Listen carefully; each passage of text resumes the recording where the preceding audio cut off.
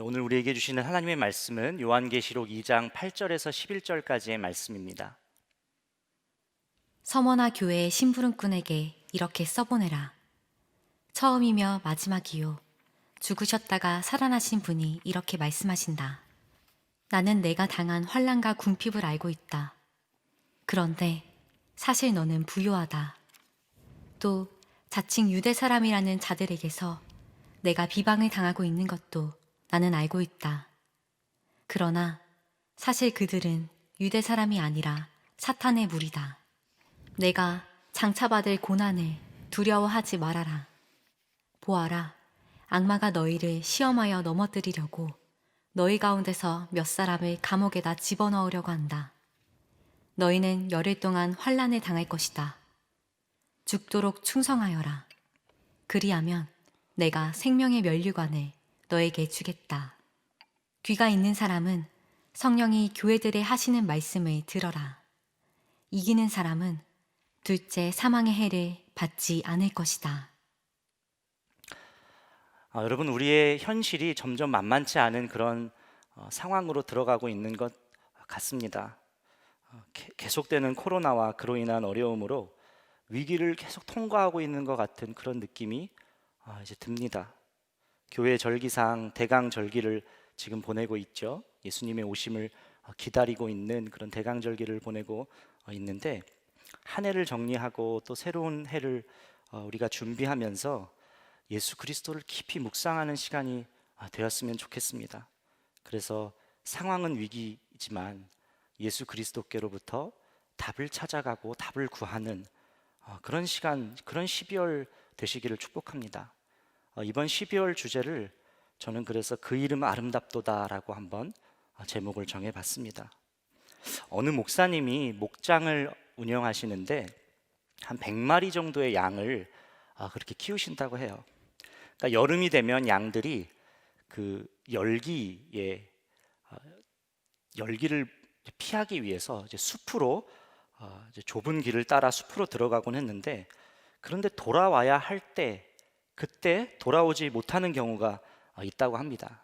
그럴 때면 이제 그 목사님이 손전등을 들고 양떼를 찾으러 이제 숲속으로 들어가시는데, 그러면 그 양들이 두려워서 그렇게 떨고 있는 양의 모습을 볼 수 있는데 그 모습이 참 우스꽝스럽다고 그래요.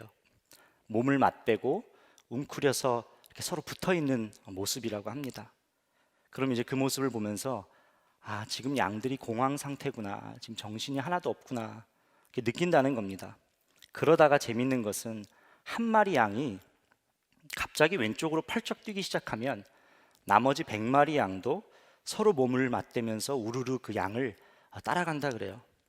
그러다가 길이 더 이상 없으면 그제서야 양들은 맨 처음 달려나간 양이 길을 잘못 들었구나라는 것을 파악한다 그래요.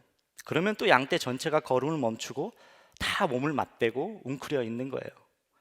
그러다 또 다른 양이 한번 또 갑자기 용감하게 뛰어나가면 또 그 양을 따라서 우르르 따라가고, 그러기를 반복한답니다. 목사님이 그 모습을 보면서 책에서 이렇게 기록하셨어요. 어려운 상황에 처하면 양처럼 아무 생각이나 떠오르는 대로 뛰쳐가려는 유혹을 받습니다.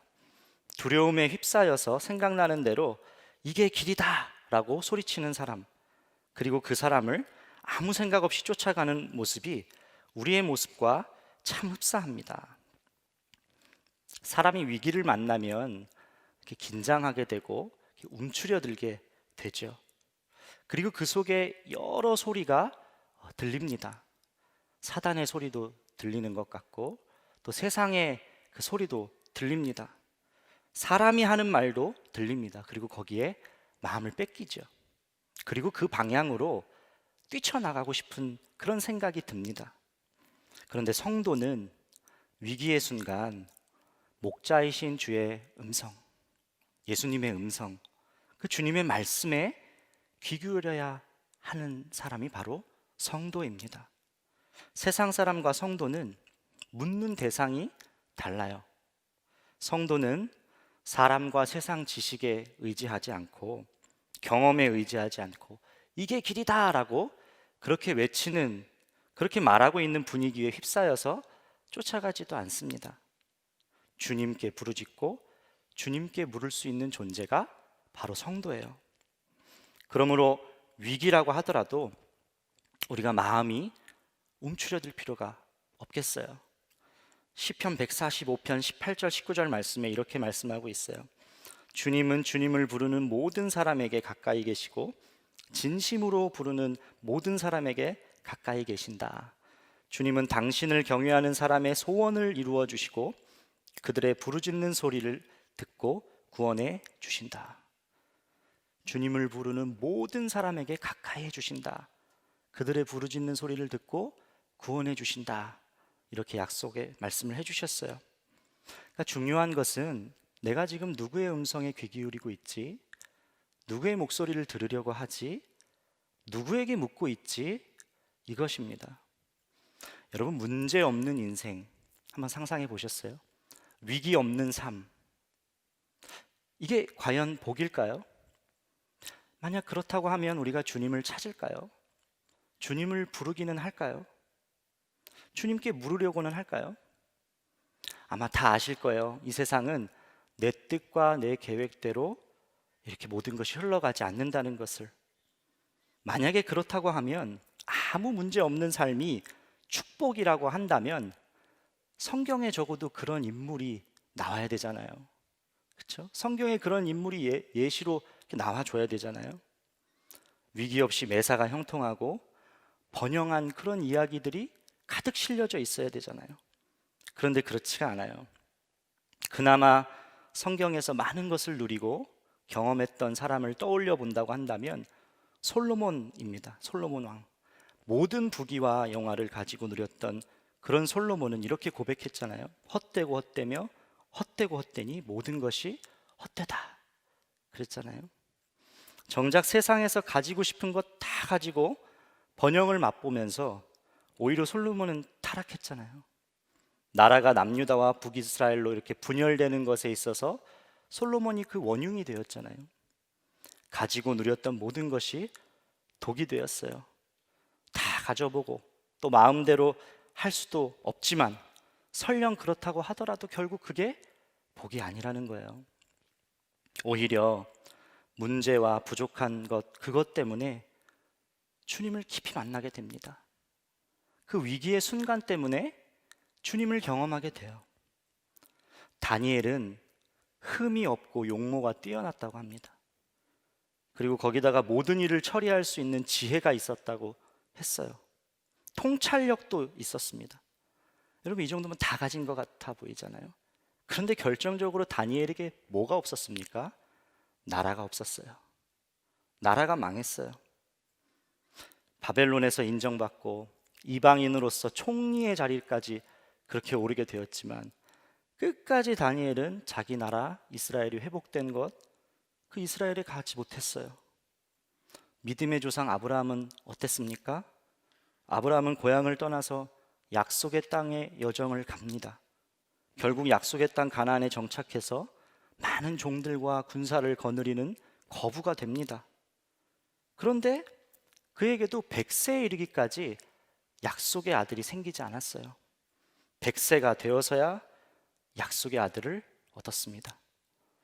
다니엘에게 이런 망해버린 나라, 아브라함에게 평생에 그가 간절히 원했던 약속의 자녀, 실은 간절히 갈망했던 것의 부재가 바벨론에서의 삶, 또 가나안에 이르는 여정, 가나안에서의 삶에서 오히려 주님을 가까이 할 수밖에 없는 매개체가 되었다는 거예요. 위기는 늘 있기 마련입니다. 부족한 것도 항상 생기기 마련입니다. 그런데 그 위기는 주님을 보게 되고 또 경험하게 되고 깊이 만나게 되는 창문과 같아요. 기독교 초대교부 성 어거스틴은 이런 말을 했습니다. 그리스도는 그분 자체가 길일 뿐 아니라 우리로 하여금 그 길을 따라 걷도록 해주는 추진력이기도 하다. 주님은 모든 것의 길이 되어 주실 뿐만이 아니라 제대로 갈 수 있도록, 우리가 제대로 걸어갈 수 있도록 어떤 상황에서도 힘을 주시는 추진력 또한 되어 주신다는 거예요. 오늘 말씀 8절 주님에 대해서 이렇게 설명하죠. 서머나 교회의 심부름꾼에게 이렇게 써 보내라. 처음이며 마지막이요 죽으셨다가 살아나신 분이 이렇게 말씀하신다. 처음이며 마지막이요 죽으셨다가 살아나신 분. 역사의 시작이고 역사의 끝이고 그리고 생명까지 주관하시는 분이 바로 주님이시라는 건데, 어떻게 보면 이 표현이 관용구처럼 우리가 들을 수 있는 그런 표현인 것 같기도 해요. 그런데 이 말은 편지를 받는 서머나 교인들 입장에서는 정말 황홀한 말씀이었습니다. 본문은 소아시아 7교회 중 서머나 교회에 보낸 사도 요한의 편지인데, 여러분 서머나 교회는 빌라델비아 교회와 더불어서 유일하게 그 7교회 중에 2교회만 칭찬만 들었던 그런 교회였습니다. 지역적으로 서머나는 아시아에서 가장 번창한 지역이었어요. 항구 도시였고요. 그리고 모든 경제적인 활동들이 왕성하게 일어났던 곳이었어요. 규모도 컸습니다. 도시도 아름다웠습니다. 풍요로웠습니다. 또 로마 정부의 충성심이 강했어요. 그래서 이 도시는 당연히 로마 황제를 숭배했습니다. 자, 이런 도시에서 기독교인의 모습은 어땠겠습니까? 어땠을까요? 핍박이었습니다. 심한 박해를 받았습니다. 황제 숭배를 할 수가 없잖아요. 그것을 거부함으로 인하여서 엄청난 박해를 받았어요. 거기다 세상 문화와 소리에 편승하려 하지 않았습니다. 그러니까 서머나 성도들을 향한 사람들의 시선은 말할 필요도 없이 아주 따가웠을 거예요. 이런 현실에서 사도 요한을 통하여 들리는 이 주님의 음성, 처음이요 마지막이고 죽으셨다가 살아나신 분이 말씀하신다. 이 말씀이 어떻게 들렸을까요?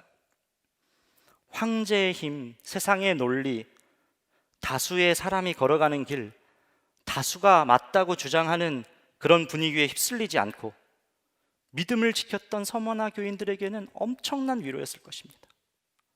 로마 황제의 힘, 로마의 탐욕적이고 음란한 문화가 진짜가 아니다. 거기에 선동된 사람들이 누리고 있는 그 향락, 그게 진짜 복이 아니다. 진짜는 처음이고 마지막이요 죽으셨다가 살아나신 분, 예수 그리스도, 그분이 진짜다. 오늘 우리에게도 진짜가 무엇인지를 말씀해 주시고 계시는 주님의 음성이 우리 모두에게 다 그렇게 가슴속 깊이 들렸으면 좋겠습니다. 물론 예수님을 믿는다고 현실의 어려움이 바로 사라지지 않을 수는 있습니다. 실제로 뒤에 이어지는 서머나 교회의 내용을 보면 그래요. 그러나 진짜를 믿는 믿음은 모든 상황이 처음과 끝, 그리고 생명을 관장하는 주님의 주권 아래에 있기 때문에 잘 이해되지 않고 부족한 것이 계속 보일지라도 주권이 주님께 있기 때문에 내게 가장 유익한 것, 내 영혼에 가장 좋은 것을 주셨다는 그 믿음을 가질 수가 있어요. 겪고 있는 위기와 고난이 결코 헛된 것이 아님을 알게 됩니다. 엘리자베스 엘리엇, 이분은 짐 엘리엇의 부인이십니다. 짐 엘리엇 아마 많이 들어보셨을 거예요. 짐 엘리엇은 에콰도르에 복음을 전하러 갔다가 와우라니 그 부족 인디언 지역 원주민들에게 죽임당했습니다. 그때 당시 결혼한 지 얼마 안 되셨을 때였어요. 딸은 10개월 되었을 때였습니다. 그 아내와 당시 10개월 된 딸을 둔 채로 그렇게 죽임당했어요. 그런데 2년 뒤에 이 엘리자베스 엘리엇은 남편을 죽인 그 인디언들을 찾아가서 함께 그들과 살아갑니다. 보통 사람으로는 이해할 수 없는 결정을 한 것이죠. 그러면서 복음을 전해요. 그리고 16년 뒤에 미국으로 돌아와서 메디슨 레이치라는 신학자와 재혼을 했는데, 문제는 이 두 번째 남편도 암에 걸려서 3년 만에 그렇게 또 하나님 품으로 일찍 떠나보냅니다. 기가 막힌 일의 연속이죠. 그런데 이분이 엘리자베스 엘리엇이 자신이 쓴 책에서 이런 고백을 해요. 내 인생에서 가장 중요한 교훈은 대개 가장 큰 고난에서 얻은 것이다. 가장 깊은 물속, 가장 뜨거운 불 속에서 하나님에 관한 가장 깊은 것들을 깨달았다. 나아가 내 인생의 가장 큰 선물도 가장 큰 고통과 함께 찾아왔다. 예를 들어 내 인생의 가장 큰 선물 중 두 가지는 결혼한 것과 엄마가 된 것이다. 고통을 원치 않으면 아무도 사랑하지 않기 위해 아주 조심하면 된다. 내게 사랑의 선물은 곧 고통의 선물이었다. 그것은 뗄래야 뗄 수 없었다. 이 엘리자베스 엘리언 여사는 놀라운 복음의 통로가 사실 되었습니다. 첫 번째 남편이 죽고 2년 후에 에콰도르에 그 어린 딸을 데리고 들어갔을 때 감동적인 선교 사역이 일어나요. 그래서 수많은 영혼이 예수님께로 돌아왔습니다. 또 두 번째 남편이 소천한 후에는 고통 가운데 있는 많은 이들에게 위로의 메시지를 전하는 그런 통로가 되었어요. 주님의 품 안에 그들이 거할 수 있도록 도왔어요. 의미 없는 고통, 의미 없는 위기, 헛된 것 없다는 거예요. 주님은 처음이시고 마지막이시고 사망의 권세를 꺾으시고 다시 살아나신 분이에요. 모든 것이 그분 안에 있다는 거예요. 헤아릴 수 없는 깊이로 주님을 경험하게 하시고 그 상황에서도 변함없이 주님의 사랑은 흘러가고 있습니다. 그래서 지나고 보면 놀라운 일을 하셨다라고 이렇게 고백할 수 있게 된다는 거예요. 오늘 말씀에서 주님은 자신이 어떤 분인지 또 한 가지를 이렇게 우리에게 알려주고 있는데 9절 말씀이에요. 나는 내가 당한 환난과 궁핍을 알고 있다. 그런데 사실 너는 부요하다. 또 자칭 유대 사람이라는 자들에게 내가 비방을 당하는 것도 나는 알고 있다. 그러나 사실 그들은 유대 사람이 아니라 사탄의 무리다. 여러분 9절에서 반복되고 있는 표현이 보이십니까? 나는 알고 있다. 난 알고 있다는 거예요. 환난과 궁핍을 알고 있고 사람들에게 비방을 당하는 것도 나는 알고 있다 말씀하셨어요. 가난, 세상으로부터 받는 억울함, 멸시, 또 믿음으로 우리가 살기 위해 몸부림치는 일, 또 나만 알고 있는 어떤 순종, 나만 알고 있는 포기, 죄와 싸우려는 그 모든 모습을 다 아신다는 거예요. 그리고 주님은 그것을 그냥 다 아시는 분으로 그치는 것이 아니라 우리의 존재를 바꿔주셨어요. 나는 내가 당한 환난과 궁핍을 알고 있다. 근데 그 다음 뭐라고 말씀하시는 줄 아십니까? 그런데 사실 너는 부요하다. 그런데 사실 너는 부요하다. 부요한 존재로 바꿔주셨어요. 위기의 복판에서 억울하고 가난하고 또 멸시받는 존재, 그 모습, 그것을 다 아시는 것, 공감하시는 것으로 끝나는 것이 아니라 그러나 너는 부요한 자다 라고 말씀하시면서 십자가 위에서 우리의 존재, 우리를 완전히 바꿔주셨어요. 고린도후서 6장 10절 말씀에서도 이와 비슷한 말씀이 기록되어 있죠. 근심하는 사람 같으나 항상 기뻐하고 가난한 사람 같으나 많은 사람을 부요하게 하고 아무것도 가지지 않는 사람 같으나 모든 것을 가진 사람입니다.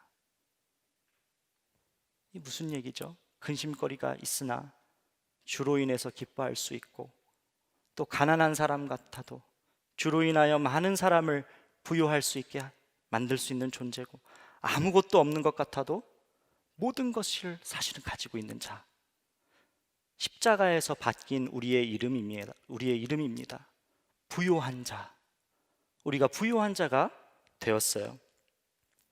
최근 들어 저도 청년 목회를 하다 보니까 청년들의 참 어려운 소식들을 많이 듣게 됩니다. 얼마 전에 이제 전도사님 두 분과 사역을 마치고 정말 어려운 형편에 놓여 있는 청년을 신방하게 됐습니다. 긴급 신방이었어요. 그러니까 이야기를 들으면서 정말 부당한 현실, 억울함 속에 마음이 많이 무너져 있더라고요. 그러니까 저도 이야기를 들으면서 제 마음도 현실에 화가 나고 너무 마음이 아팠어요. 근데 오늘 말씀을 준비하면서 꼭 이 메시지를 전해주고 싶더라고요. 주님이 다 아신다. 주님이 다 아신다. 너의 고통, 너의 눈물, 너의 억울함, 주님이 다 아신다. 그런데 또 한 가지가 있다. 어떠한 상황이라도, 어떠한 경우를 겪었다고 하더라도 내 이름은 부요한 자야. 그래도 넌 부요한 자야. 내 이름은 십자가에서 부요한 자로 새겨졌어. 이 말을 꼭 전하고 싶더라고요. 한 청년을 떠오르게 하셨지만 사실 우리 모두에게 똑같지 않습니까? 우리 모두가 다 부요한 자예요. 오늘 이 말씀이 들리기를 원해요. 나는 다 알고 있다. 이 말씀이 여러분들에게 붙들어지기를 원하고, 그리고 우리 존재를 바꿔주신 예수 그리스도, 그분으로 인하여 환난과 궁핍을 채우고도 넘치는 부요한 자임을, 그것이 믿어지는 은혜가 여러분 모두에게 있기를 축복합니다. 그러면 위기 상황 속에서 어떻게 살아가는 것이 지혜일까요? 서머나 교회를 향한 10절 말씀을 보면, 내가 장차 받을 고난을 두려워하지 말아라. 보아라, 악마가 너희를 시험하여 넘어뜨리려고 너희 가운데 몇 사람을 감옥에다 집어넣으려고 한다. 너희는 열흘 동안 환난을 당할 것이다. 죽도록 충성하여라. 그리하면 내가 생명의 면류관을 주겠다. 말씀하셨어요. 앞에서 잠깐 말씀드렸지만 서머나 교회의 임박한 그 미래도 지금 현재와 다를 바 없이 어려워진다는 거예요. 더 어려운 상황 속으로 들어간다는 거예요. 고난이 다가오고 있습니다. 더 큰 시험이 몰려오고 대적들은 무너뜨리려고 그러고 있어요. 10일간 큰 환난을 당할 것이라고 합니다. 이런 상황에서 두려워하지 말고 죽도록 충성하라는 것이 주님의 해답이었어요. 여러분, 죽도록 충성하라는 말에 우리가 오해를 하는 경우들이 많이 있습니다. 이 말은 죽도록 어떤 일을 열심히 하고 무슨 일을 봉사해라, 그런 말이 아닙니다. 신실하라는 뜻이에요. 어떤 상황에서도 진실하게, 성실하게 믿음을 지키라는 그런 말이에요. 위기의 때 하나님께서 보내신 곳, 그 허락하신 자리에서 내 몫을 진실하게 감당하며 성실하게 자리를 지키는 것, 풍파가 몰아쳐도 믿음을 지키며 버티는 것, 그게 바로 죽도록 충성하라예요. 하나님 말씀대로 살려고 그렇게 부단히도 애를 쓰고 있는데, 그러면서 세상에서나 가정에서 더 상황이 안 좋아지는 분들, 더 어려움을 겪고 있는 그런 분들도 계실 것 같아요. 또 길어져만 가는 이런 코로나 상황 속에 또 주변이 더 여러 여건들이 어려워지게 됐습니다. 그래서 버거운 분들도 있으실 것 같아요. 오늘 말씀 잘 보시기를 바라요. 서머나 교회는 어떤 교회였다고요? 예수님께 칭찬만 받은 교회였다고요. 예수 잘 믿었던 교회였습니다. 주님도 그런 그들을 인정하고 칭찬해 주셨어요. 그런데 그렇다고 해서 박해가 바로 사라졌냐? 아니에요. 아니에요. 오히려 현실의 위기는 깊어질 것이라고 말씀했어요. 주님을 의지하면 문제가 깔끔히 사라지고 또 고통이 없어질 수도 있겠지만 그렇지 않는 경우가 비일비재합니다. 서머나 교회처럼 더 큰 어려움을 감당하게도 하십니다. 왜 그럴까? 이번 주간에 이 부분이 참 묵상이 되더라고요. 그런데 묵상하면서 이런 마음이 들더라고요.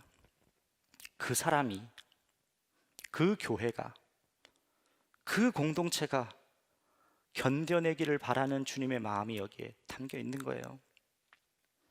주님의 뜻을 우리가 정확히 알 수는 없지만 누군가가 그 일을 꼭 감당해 줘야만 한다면 너가 감당해 줄 수 있겠니? 너가 그것 감당해 줄 수 있겠니? 너희 공동체가 감당해 줄 수 있겠니? 누군가는 감당해 줘야 할 어려움을 감당해 주기를 원하는 주의 뜻이 담겨 있지 않을까? 그런 마음이 들었어요. 주님은 그런 말씀도 하셨잖아요. 시험 감당할 시험 외에는 주지 않으신다라고도 우리에게 약속해 주셨잖아요. 저와 여러분, 우리 교회가 주님이 꼭 이루셔야 할 일, 누군가는 반드시 짊어져야 하는 그 일을 감당하기를 원합니다. 정말 이 일은요, 주님이 친밀한 자에게 맡기실 수 있는 거예요.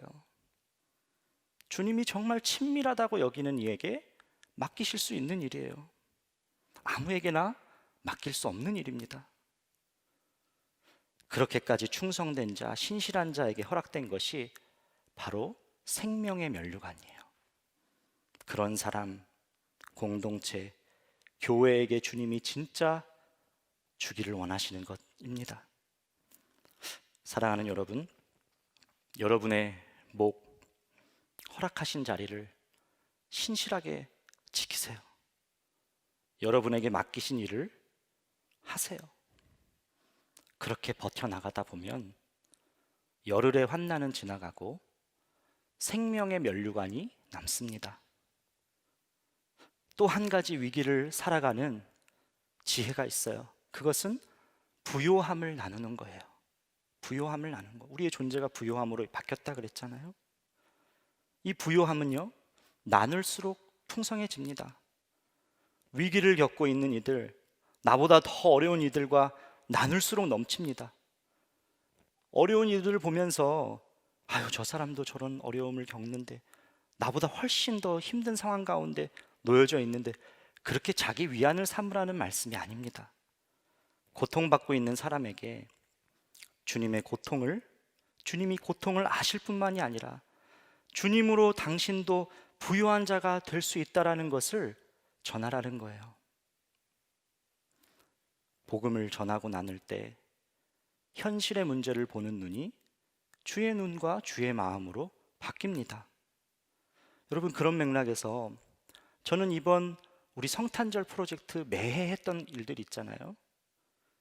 이번엔 이룸 프로젝트라고 팀에서 그렇게 명칭을 붙였는데, 이 시간이 우리 모두에게 정말 부요한 자들이 누리는 부요를 사방으로 흘려보내는 시간이 되기를 원합니다. 온라인에서 성탄의 소식, 복음을 전할 수 있는 방법도 있어요.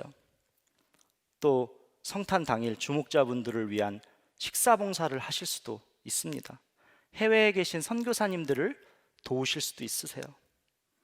그리고 어느 겨울보다 더 추운, 마음도 몸도 추울 그런 우리의 주변의 소외계층, 그분들을 도울 기회도 있습니다. 그 가정 한 가정을 매칭을 시켜드려서 그분들이 실제 필요한 물품을 섬기고자 하는 3인 1조의 팀이 직접 소통을 하면서 정말 섬기고자 하는 것들을, 물품을 10만 원 내로 구매하고 그것을 직접 전달하는 이런 형식으로 우리가 진행해 보려고 합니다. 3인 1조로 또래 단위로 신청하셔도 좋고, 또 셀 팀, 아니면 국내 선교를 갔다 온 어떤 팀, 누구도 좋습니다. 또 개인으로 신청을 하셔도 좋아요. 여건이 직접적으로 참여하시기 어려우시면 재정적인 플로잉을 하셔도 좋습니다.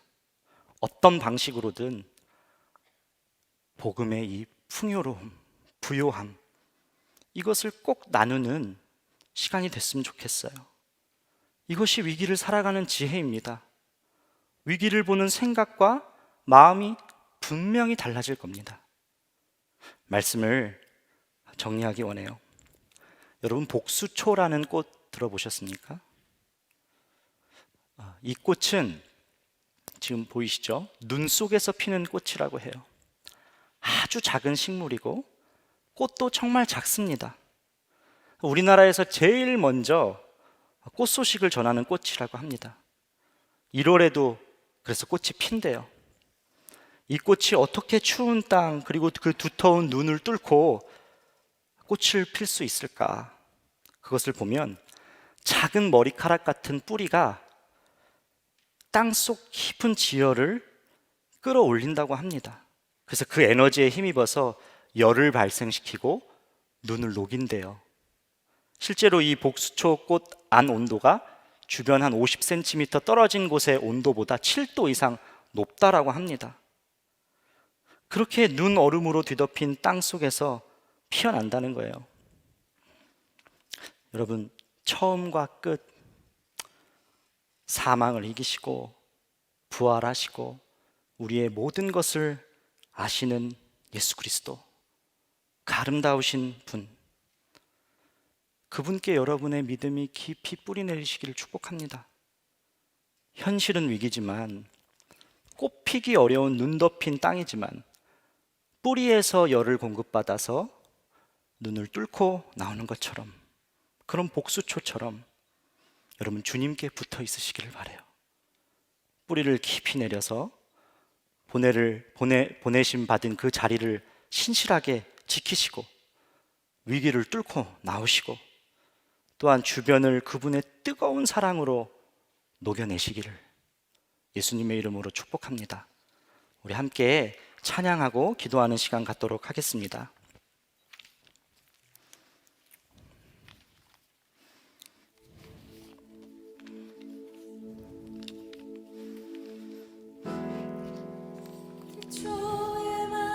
말씀이 계시니 지극히 높으신 주 만물의 감주인 주 영광 예수 나타내셨네. 그 이름 아름답도다. 그 이름 아름답도다. 나의 왕 예수 그리스도. 그 이름 아름답도다. 비교할 수 없네. 그 이름 아름답도다. 예수의 이름. 우릴 위해 오신 주인, 우릴 위해 오신 주인의 하나님 나라 임했네. 내 죄보다 크신 그 사랑 무엇도 끊지 못해. 그 이름 영이롭도다. 그 이름 영이롭도다. 나의 왕 예수 그리스도. 그 이름 영이롭도다. 비교할 수 없네. 그 이름 영이롭도다. 예수의 이름. 그 이름 영이롭도다. 예수의 이름. 죽음 이긴 주 휘장 찢어내 죄와 무덤 잠잠케 해. 온 하나를 외쳐 영광 찬양해. 주 예수 다시 사셔. 죽음 이긴 주, 죽음 이긴 주. 휘장 찢어내 죄와 무덤 잠잠케 해. 온 하늘 외쳐 영광 찬양해. 주 예수 다시 사셔. 맞설 자 없네. 맞설 자 없네. 비길 자 없네.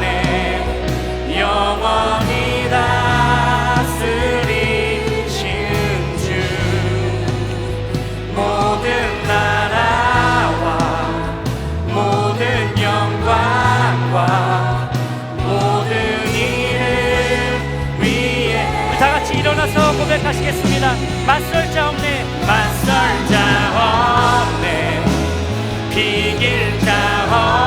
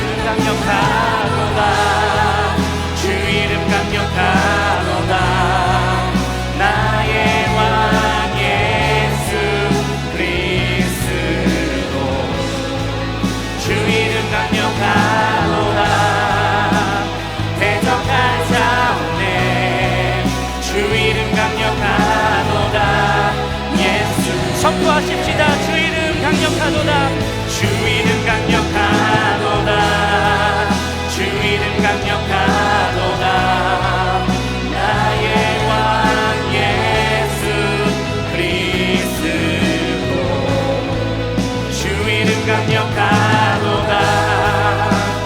대적할 자 없네. 그 이름 강력하도다. 예수의 이름. 그 이름 강력하도다. 예수의 이름. 예수의 이름. 우리 이 시간 두 번에 나눠서 기도했으면 좋겠습니다. 오늘 말씀에서 증거되고 있는 주님, 처음과 끝, 우리를 위해 죽으신 분, 죽음을 이기고 살아나신 분입니다. 환난, 궁핍, 비방, 멸시 다 아시는 분이십니다. 말씀을 준비하면서 이렇게 주님이 자신을 표현하신 이유가 있겠다는 생각이 들었어요. 우리의 길 되어주시는 것은 물론이고 험난한 인생을 살아갈 수 있도록 추진력이 되어주시기 원함입니다. 함께 우리가 선포하면서 기도했으면 좋겠습니다. 주님은 알파와 오메가이십니다. 주님은 죄의 권세를 꺾으셨습니다. 주님은 사망의 권세마저 이기셨습니다. 맞설 자가 없으십니다. 비길 자도 없습니다. 주님은 모든 것을 아시는 분, 영원히 다스리는 분입니다. 나는 부요한 자가 되었습니다. 우리 선포하며 기도하십시다. 주여! 주님, 오늘도 귀한 말씀 우리에게 주여! 허락하여 주시니 감사합니다. 하나님, 알파와 오메가 되시는 주님, 처음과 끝이 되시는 주님, 우리가 더욱더 주님을 의지하며 나아가는 자가 되게 하시고, 아버지, 우리의 왕 되신 주님을 더욱더 바라보며 주님을 의지하며 나아가는 아버지, 그런 믿음의 자들이 되게 하여 주시옵소서. 오 주님, 온전히 주님만 의지하며 아버지, 우리의 죄를 주여 주십시오. 예수를 속에 우리에게 기대며 하나님, 우리가 이것을 이겨나갈 수 있도록 하나님 허락하여 주십시오. 주님께 낯설 자가 없습니다. 비길 자도 없습니다. 모든 것을 아시는 분, 나는 부요한 자가 되었습니다. 나는 부요한 자입니다. 자가 되게 하여 주시옵소서. 우리가 한 번 더 기도하기를 원합니다. 주님의 뜻을 우리가 다 헤아릴 수는 없지만, 그러나 누군가가 주를 위해 더 무겁고 더 큰 위기를 감당해야 한다고 한다면, 주님, 제가 그 사람이 되겠습니다. 주님, 우리 젊은이 교회가 그런 교회 되기를 원합니다. 그런 공동체가 되기를 원합니다. 부요함을 나누게 하여 주시옵소서. 어떤 상황에서도 진실하고 성실하게 믿음을 지키게 하여 주시옵소서. 죽도록 충성하게 하여 주시옵소서. 위기를 지나며 주님만을 붙들게 하시고 은혜의 바다로 깊이 들어가게 하여 주시옵소서. 우리 주여 한번 부르짖고 기도하시겠습니다. 주여! 사랑의 주님, 우리가 더욱더 하나님 나누는 자가 되게 하시고 아버지, 더욱더 섬기는 아버지 공동체가 될 수 있도록 하나님 붙잡아 주시옵소서. 아버지, 주님의 사랑을 늘 흘려보내는 자들로 아버지, 우리가 쓰임받기를 원합니다. 아버지, 어떤 곳에서 어떤 상황 가운데서도 아버지, 여전히 변함없이 아버지, 우리의 것을 나누고 아버지, 우리의 사랑을 흘려보내는 아버지, 그런 자들 되게 하소서. 아버지, 주님이 우리에게 행하셨던 것처럼 아버지, 늘 주님과 함께 아버지 동행하는 자가 되게 하시고 아버지, 흘려보내는 자들이 되게 하소서. 아버지, 젊은이 교회가 그렇게 되기를 원합니다. 아버지, 우리의 공동체가 아버지 그렇게 되기를 원합니다. 아버지, 섬기는 일에 아버지 뒷걸음치지 않게 하시고 흘려보내는 일에 아버지 뒷걸음치지 않는 아버지 젊은이 교회가 되게 하소서.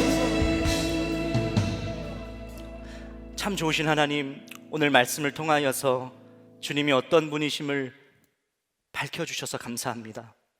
처음과 끝이시고 우리를 위해 죽으셨고 또 죽음을 이기신 분, 부활하신 분, 모든 것을 다 하시는 분, 우리의 이름을 부요한 자로 바꿔주신 분, 그분이 예수 그리스도임을 고백합니다.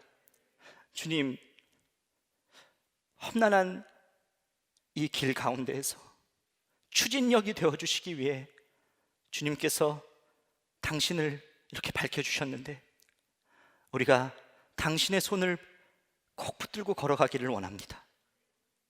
주님, 주의 뜻을 정확히 다 알지 못하고 또 위기 속에 정말 힘든 여건 속에 처한 이들이 참 많이 있습니다. 하나님, 그러나 이 상황 속에서도 우리가 해야 할 것이 무엇인지를 분명히 알게 되는 지혜를 부어주시기 원합니다. 누군가가 당신을 위해서 더 힘들고 더 어렵고 더 협착한 것을 감당해야 한다고 한다면 친밀한 자에게 맡기실 수밖에 없는 그 사명을 제가 감당하게 하여 주시옵소서. 우리 교회가 감당하게 하여 주시옵소서. 젊은이 교회 공동체가 감당하게 하여 주시옵소서. 위기를 지나가며 주님을 더 깊이 알아가게 하여 주시고 은혜의 바다 속에서 주님과 깊은 교제와 아름다운 추억을 만들어가게 하여 주시옵소서. 하나님, 예배 후에 총회가 있습니다. 하나님께 올 한 해를 그대로 올려드리기를 원하고 또 새로운 회기를 주께 올려드리며 주의 역사하심을 기대합니다. 모든 시종을 지켜주시고 안전하게 진행되게 하여 주시고 살아계신 하나님을 경험하는 시간도 되게 하여 주시옵소서. 하나님, 오늘 드려진 예물 사랑하고 섬기는 일에 흘러가게 하여 주시옵소서. 부요함을 나누는 일에 흘러가게 하여 주시고 정말 이 예물을 통하여서 하나님의 나라가 세워지고 하나님의 사랑이 전해지는 놀라운 복음의 역사가 일어나게 하여 주시옵소서. 세계 열방에서 선교하시는 선교사님들 추운 겨울 가운데 더욱 지켜주시고 하나님, 주님께서 하나하나를 공급하시는 것을 또 경험하게도 하여 주시옵소서. 세미한 주의 음성이 매 순간 만나와 같이 하나님 공급되게 하여 주시옵소서. 우리 주 예수 그리스도의 크신 은혜와 하나님 아버지의 놀라우신 사랑과 성령님의 내주교통 역사하심이 오늘 예배를 드리는 모든 이들 위해 지금부터 영원까지 함께 하시기를 간절히 축원하옵나이다. 아멘.